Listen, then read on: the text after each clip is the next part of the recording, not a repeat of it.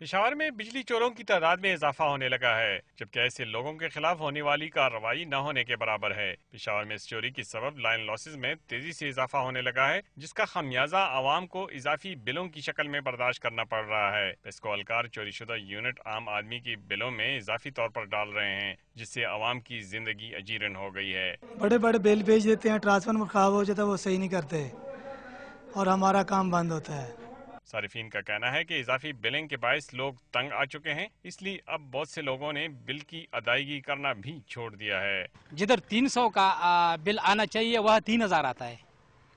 بھائی یہ مسئلہ بہت زیادہ ہے، اگر بجلی کا نسبت دیکھیں نا تو کم از کم جہاں 300 کا حق ہے بل کا وہاں 150 ہونا چاہیے، کیونکہ بجلی نہیں ہے۔ پسکو حکام اضافی بلوں پر بات کرنے کے لیے تیار نہیں۔ تاہم صارفین کا کہنا ہے کہ خیبر پختونخوا میں اضافی بل کے مسئلے نے کنڈا کلچر کو فروغ دیا ہے۔ اوور بلنگ کی وجہ سے عوام جو ہے نا مایوس ہو کے بل نہیں جمع کرتے، اسی وجہ سے وہ جتنے بھی میٹر تھے وہ اب کم ہو گئے۔